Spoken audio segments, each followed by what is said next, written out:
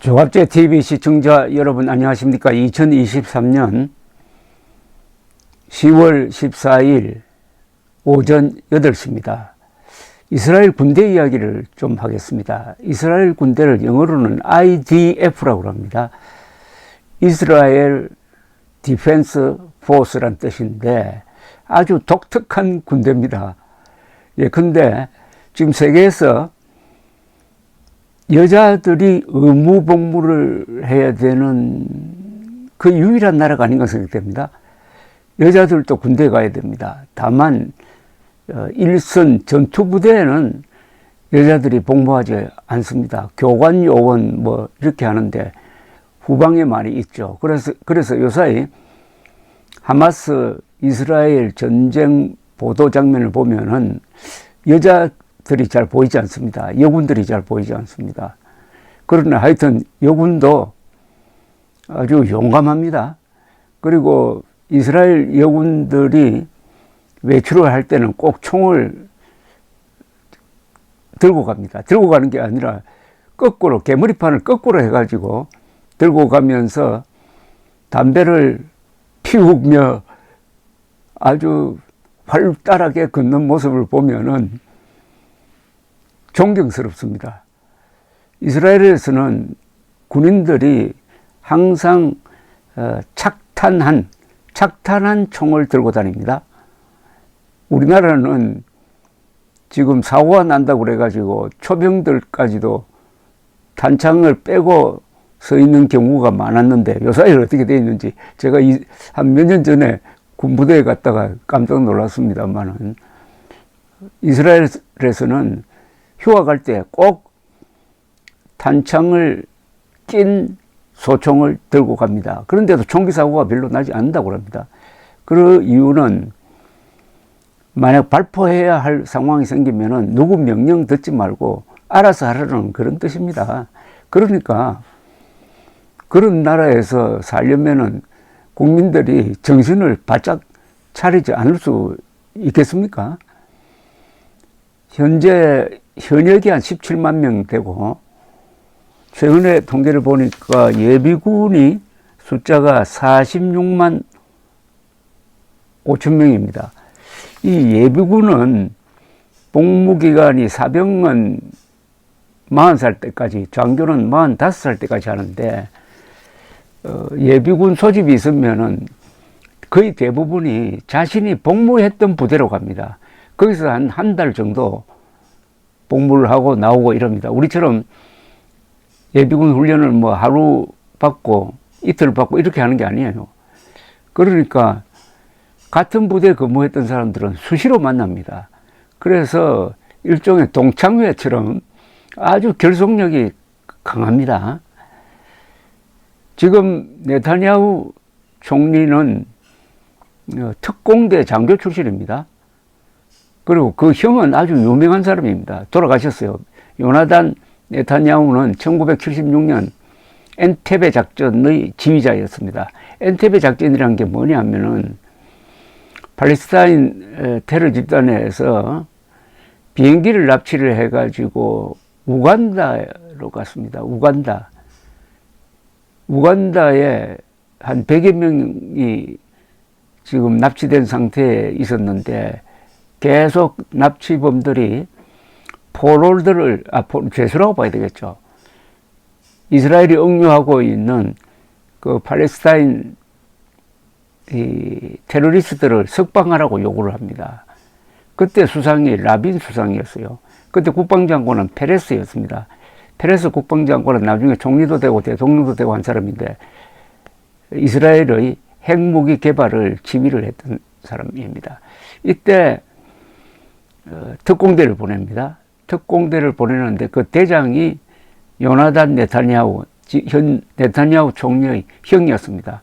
아주 기상천외한 방식으로 해서 이 납치됐던 이스라엘 사람들을 거의 전원, 몇 사람 죽었는데 아주 소수입니다. 거의 전원을 구출합니다. 그런데 이때 특공대 대장이던 요나단 네타냐후가 죽습니다. 유일한 사망자입니다. 그래서 이 사람이 유명해졌고 그 동생 벤자민 네타냐후가 그 덕으로, 그 덕분에 총리가 되었다고 해도 과언이 아닙니다. 이스라엘 총리 중에는 군인 출신들이 많습니다.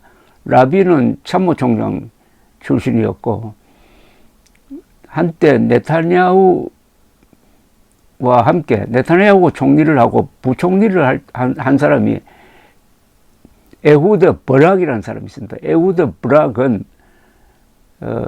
부총리 하기 전엔 또 총리를 했어요. 이 사람도 참모총장 출신이고, 이 사람도 특공대 장교 출신입니다.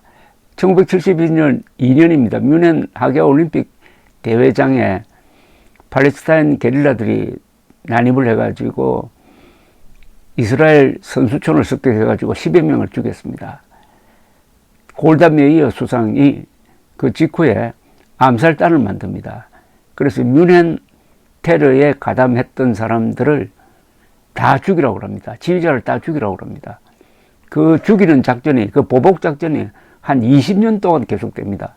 그래서 관련자들은 수십 명이 암살되었습니다. 그 암살 작전을 그 일부를 지휘한 사람, 레바논으로 들어가서 관계자를 죽이는 그 작전을 지휘한 사람이 버락 장교였는데, 이 사람이 나중에 참모총장 되고 수상까지 되었습니다. 그리고 1973년 제4차 중동전쟁 때 역전극을 벌였던 사람이 있습니다. 샤론 장군인데, 샤론 장군이 수해전과 도하 작전을 해가지고 이집트의 배후를 친, 그래서 이집트가 휴전하지 않을 수 없도록 만든 전쟁 영웅이죠. 이 사람도 나중에 2000년대에 수상이 되었습니다. 뭐 이렇게 꼽으면은 이스라엘 내각은 거의 다 장군 또는 장교 출신으로 짜여져 있습니다. 이런 나라니까 전국이 어떻게 보면 병영이고, 민간인 나이가 많아도 한 사람 한 사람이 다 군인 정신으로 빠리빠리하고 충만된 사람들입니다. 또 총기 휴대가 아주 쉽습니다. 민간인들도. 그래서 이스라엘 사람들 만나보면은 다 군인 같습니다. 여자도 군인 같고. 그리고 말을 이렇게 둘러서 하지 않습니다. 복잡하게 하지 않습니다. 군대에서 뭐 명령하고 보고할 때 복잡하게 말하지 않잖아요. 핵심으로 바로 들어가잖아요. 그래서 이스라엘 사람들하고 인터뷰를 한다든지 하면 참 편합니다. 취재하기가 쉬워요. 솔직하게 이야기를 하니까. 쉽게 말하면 당당하죠. 군인 정신의 나라입니다. 그러니까 세계에서 가장 행복한 나라 랭킹에 1등은 핀란드, 2등은 뭐 덴마크 이렇게 내려가는데 4등이 이번에 최근 조사에서 4등이 이스라엘 사람들이었습니다. 저래도 이스라엘 사람들이 가장 행복한 사람들입니다. 왜냐? 애국심이죠. 그리고 나의 운명은 내가 결정한다. 누구 지시도 안 받는다 하는 이런 오기, 자존심이 인간을 행복하게 만드는 것입니다. 이스라엘은 이런 말이 있습니다. 제일 머리 좋은 사람들은 공군이나 모사드에 들어간다. 이렇게 이야기하면 육군, 특히 기갑사단에 근무한 사람들은 좀 화가 나겠지만은, 이 공군 이 조종사들이 젊습니다. 20대입니다. 20대 초반일 때 공군 조종사가 가장 전투를, 그러니까 공중전을 잘할 수 있다고 합니다. 이 조종이라는 게 굉장히 감으로 하기 때문에 젊었을 때의 그 감, 그래서 이스라엘 공군이 세계 최강의 공군 아닙니까?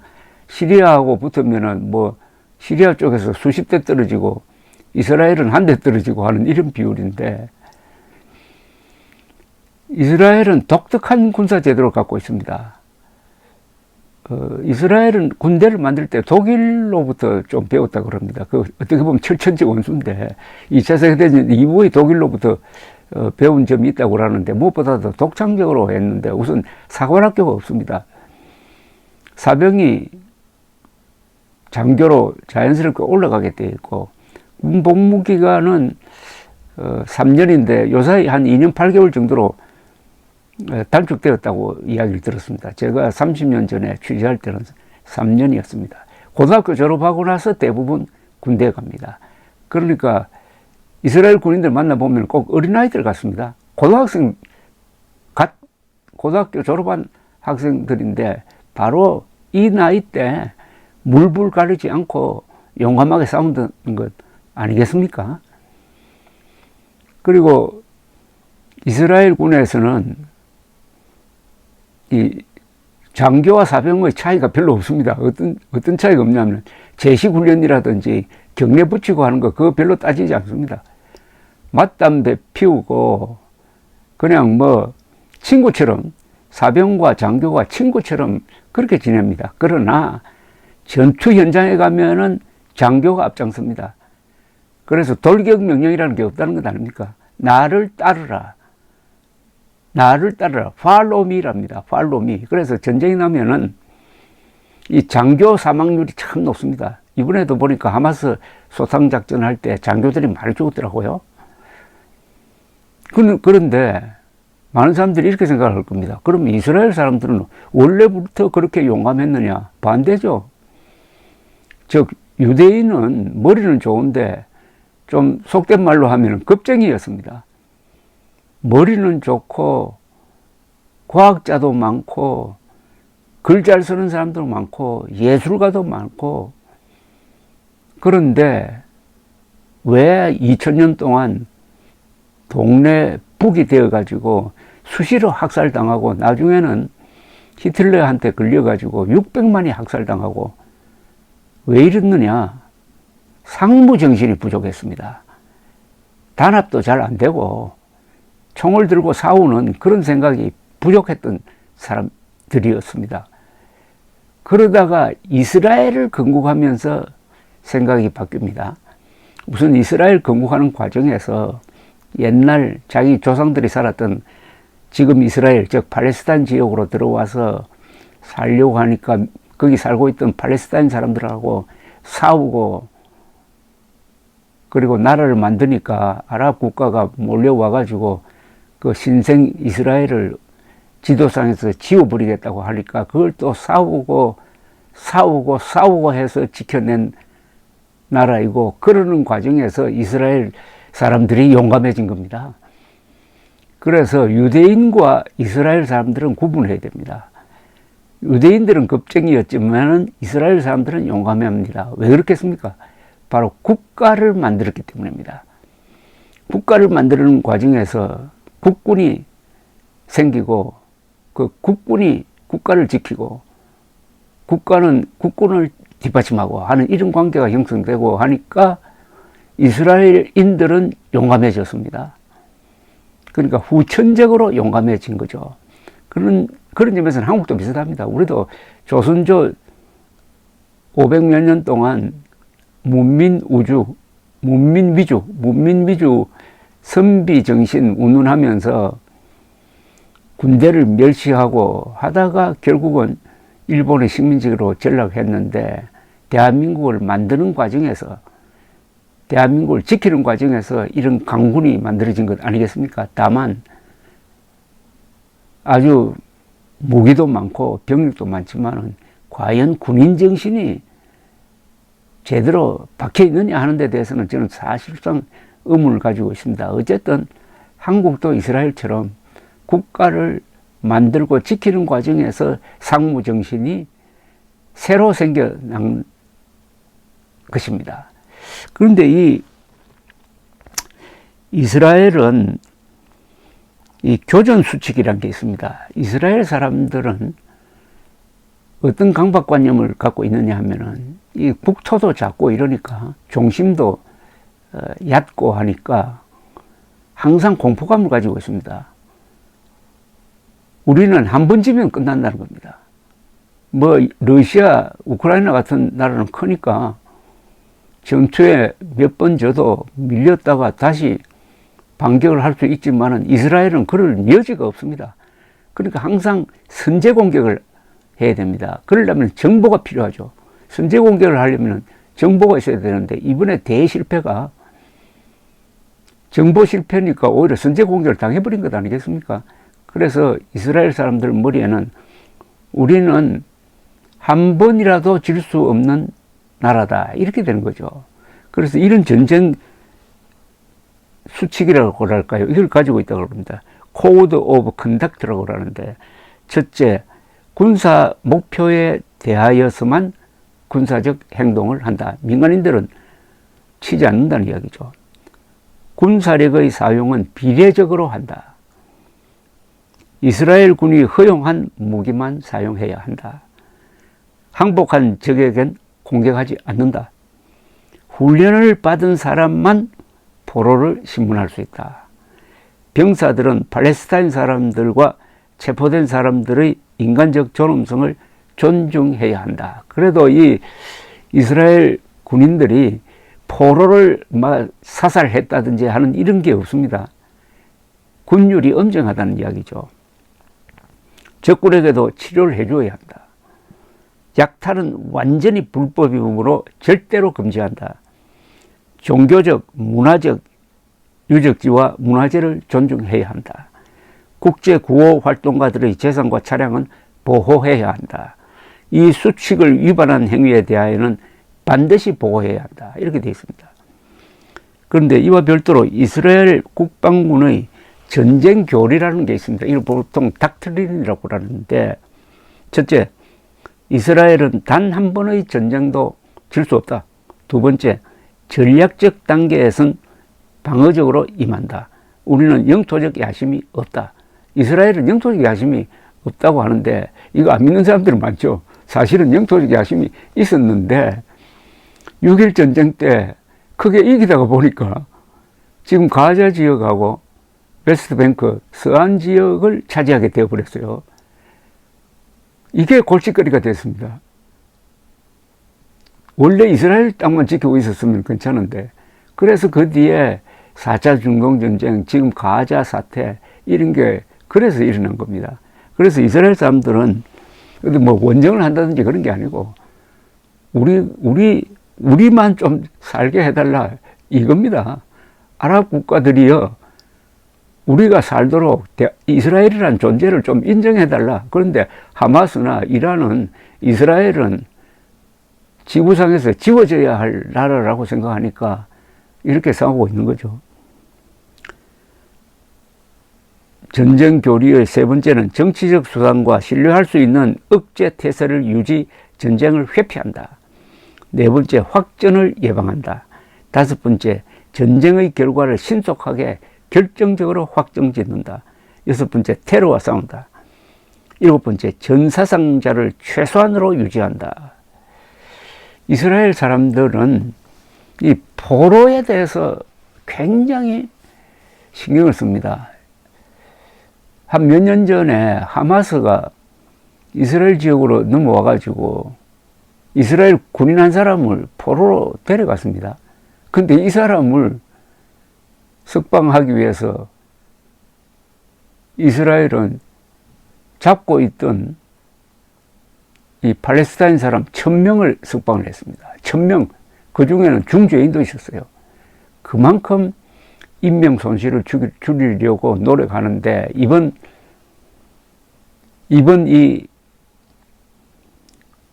하마스 공격으로 포로가 150명이나 잡히고, 포로 인질이죠. 뭐 군인은 별로 없습니다. 그리고 민간인 사망자까지 다 합치면 약 1300명이 죽고, 그 중에 200명 이상이 이스라엘 군인이 죽었습니다.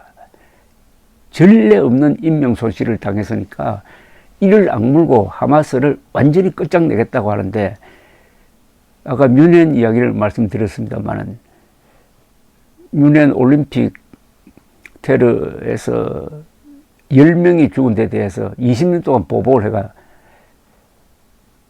테러한 사람들을 거의 다 죽인 것을 적용한다면은 1300명의 이스라엘 사람들을 죽이는 데 관여한 하마스 지도부는 앞으로 몇 년 안으로 다 암살될 것이 틀림없습니다. 감사합니다.